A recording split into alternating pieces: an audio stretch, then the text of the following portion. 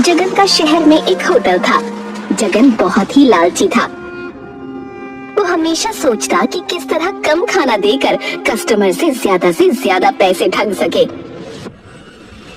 कालू वहाँ काम करता था। वो एक सीधा साधा लड़का था।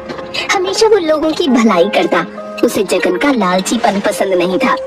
एक दिन जगन के होटल पर गांव का एक गरीब किसान रतन अपनी पत्नी और बेटे के साथ आता है। देखो कालू, ये लोग देहाती भोले भाले लगते हैं। इन्हें पहले पेट भर खाना खिलाओ, उसके बाद बिल दोगुना बना कर देना। मालिक, ये ठीक बात नहीं। इनसे हमें और कम पैसे लेने चाहिए। कितने गरीब दिख रहे हैं। गरीब है तो हम क्या करें? मैंने कोई धर्मशाला थोड़े ही खोल रखा है। बाजार में इन्हीं लोगों से पैसे कमाने के लिए ही तो हम बैठे हैं। ऐसा करो, तुम उन्हें मेरे पास भेज दो। हाँ साहब, क्या खाएंगे? हम तो गांव के गरीब किसान हैं भाई। हम लोग तो रोटी सब्जी और दाल भात से ज्यादा कुछ मालूम ही नहीं है।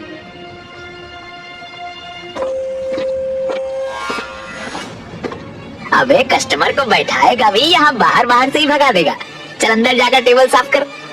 अरे अरे भैया, क्यों डांट रहे हो बच्चे को? मैं ही खाने के बारे में पूछा था इससे। अरे सर, पूछना क्या, अंदर आइए। आप हमारी लक्ष्मी हैं। ग्राहक भगवान होते हैं। आइए बैठिए, आपका ही होटल है, आपसे ज्यादा थोड़े ही ले लूंगा।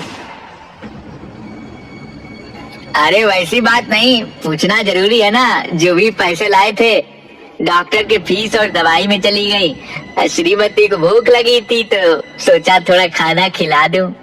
अरे आइए बैठिए। कालू, इन लोगों के लिए स्पेशल थाली लगाओ। कालू 300 रुपए वाला 3 स्पेशल थाली लेकर आता है। लीजिए साहब, ये रही आपकी स्पेशल थाली। पर मेरे पास सिर्फ 30 रुपए ही हैं। मालिक, इनके पास पैसे नहीं है। अबे पैसे नहीं है तो क्या खाना छीन लेगा? खाने दो इनको। आज भी लोगों में इंसानियत जिंदा है। कितना बड़ा मानुस है ना होटल का मालिक। हाँ, कितना अच्छा व्यवहार है। भगवान ऐसे लोगों को हमेशा अन्न भंडार भरे रखना। पिताजी, खाना तो बहुत अच्छा है। साथ में बड़ा वाला रसगुल्ला मिल जाता तो मजा आ जाता। चुपचाप खाना खा। पैसे है नहीं, वो तो भला हो इस दुकान के मालिक का जो हमें इतना अच्छा खाना खिलाया। अरे भाई साहब, बच्चा है, उसे खाने का मन है रसगुल्ला तो खाने दीजिए। ए कालू, 2 रसगुल्ले इन सभी लोग को दो। अरे भाई साहब, इतनी खातिरदारी ठीक नहीं। वैसे शानदार खाना खिलाने के लिए धन्यवाद। कालू, ये लो, साहब को खाना का बिल दे दो।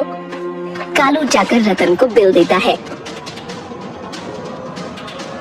बिल 1050 रुपए का होता है। पिताजी, हमारे पास तो सिर्फ 30 ही रुपए है। शेष पैसे कहाँ से आएंगे? इन्होंने तो कहा था कि पैसे की कोई चिंता नहीं, अपना होटल समझकर खाइए। हाँ, मैंने तो बोला भी था इन्हें कि हमारे पास सिर्फ 30 रुपए बचे हैं और इतना महंगा खाना। अरे 30 रुपए थाली खाना मिलता है। यहाँ तो सब्जी, तड़का, सलाद, पानी सबके अलग अलग चार्ज है। क्या हुआ भाई साहब, क्या समस्या है? देखिए भाई साहब, मैंने तो पहले ही बोल दिया था आपको कि हमारे पास सिर्फ 30 रुपए है। पूछिए कालू से। हाँ मालिक, मैंने आपको पहले ही बता दिया था। सुन लीजिए, आपने ही बोला था कि पैसे नहीं है तो क्या खाना छीन लेगा। अरे वो तो शिष्टाचार में बोल दिया था। इसका मतलब ये थोड़ा ही है कि मुफ्त में सभी को खाना खिलाता रहूं, है? तो उसी समय बोल देते कि मैं सेवा नहीं दे पाऊंगा, पर इतना महंगा खाना मेरे यहाँ 30 रुपए में चावल, दाल, भुजिया, सब्जी, पापड़, अचार, ऊपर मूली, खीरा और प्याज का सलाद भी। भाई मेरे यहाँ तो यही रेट है, भले तुम्हारे गांव में फ्री में ही खिला देते हो। अब करना क्या है ये बताइए, हमारे पास तो पैसे है नहीं। ठीक है, तो आप कुछ सामान यहाँ रख दो, जिस दिन पैसा दे जाओगे उस दिन मैं आपको लौटा दूंगा। लेकिन मेरे पास तो वैसा कुछ नहीं है जिसे मैं आपके पास गिरवी रख सकूं।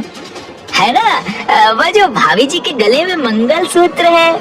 मैं ये मंगलसूत्र नहीं दूंगी, मेरे सुहाग की निशानी है। इसे मैं कभी अपने से अलग नहीं कर सकती। जिस दिन से इन्होंने इसे गले में डाला है उस दिन से ये मेरे गले में ही है, कभी मैंने इसको अलग नहीं किया। मालिक, ये अच्छी बात नहीं। मंगलसूत्र किसी औरत का सुहाग होता है। आप मेरी पगार में से पैसे काट लीजिएगा। अच्छा, बहुत आया अपने पगार में से कटवाने वाला।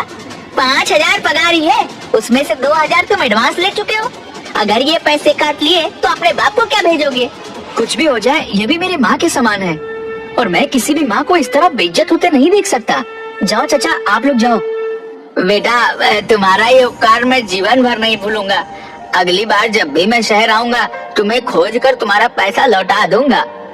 अरे चाचा, पैसा लौटाने की जरूरत नहीं है, यह भी मेरी माँ के समान है। मेरी माँ बचपन में ही गुजर गई थी। माँ का दर्द क्या होता है यह मुझसे अच्छा किसे पता होगा।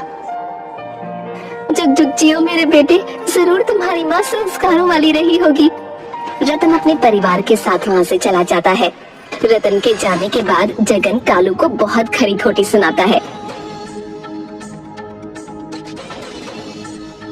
कालू खून का घूंट पीकर रह जाता है। एक दिन सुबह सुबह एक तपस्वी देवराज जगन की दुकान पर आते हैं। अलख निरंजन, बच्चा कुछ खाने को मिलेगा? बहुत दूर से आया हूँ। प्रणाम महाराज, आइए आपको शुद्ध शाकाहारी खाना खिलाऊंगा। जीते रहो बालक, लेकिन साधु के पास देने के लिए आशीर्वाद के सिवा कुछ नहीं है। आप जैसे सिद्ध पुरुष के आशीर्वाद के सामने पैसों का क्या मोल। आइए विराजिए महाराज, मैं अभी खाना लेकर आया। तभी जगन वहाँ आता है। साधु को बैठा देख कालू से पूछता है, क्यों रे कालू, ये नई थाली और गिलास में खाना क्यों ले जा रहा है? पुरानी प्लेटें सभी टूट गई हैं क्या? मालिक, यह कोई सिद्ध पुरुष जान पड़ते हैं, बहुत दूर हिमालय से आए हैं, इनके पास पैसे भी नहीं है। नई थाली में इसलिए खाना दिया हूँ क्योंकि हमारे यहाँ अधिकतर बर्तन मांसाहारी हैं। अपने खाने के लिए औकात तो है नहीं, लेकिन व्यवहार तो ऐसा करते हो जैसे किसी राजा खानदान से हो। चलो जाओ और चुपचाप साधु को बोलो यहाँ भीख नहीं मिलता है, और कहीं और जाकर भीख मांगे। नहीं, मैं ऐसा नहीं कर सकता, किसी को खाना पर से नहीं उठा सकता। ये तो तपस्वी हैं। आप मेरा पगार दीजिए और उसमें से इनका पैसा काट लीजिए। मैं आप जैसे मालिक के यहाँ काम भी नहीं करना चाहता।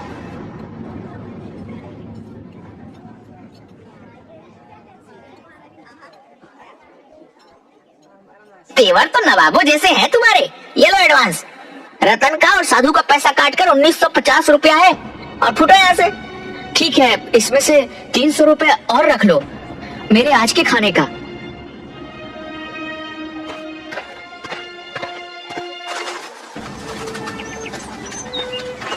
कालू वहाँ से निकलकर एक बरगद के पेड़ के पास बैठा सोच रहा होता है कि अब आगे क्या करना है। तभी वहाँ पर तपस्वी देवराज आते हैं। क्या हुआ बालक, यहाँ पर ऐसे क्यों उदास होकर बैठे हो? कुछ नहीं महाराज, इस दुनिया में लोग पैसों के पीछे इतना क्यों भागते हैं जो मानवता को भी भूल जाते हैं।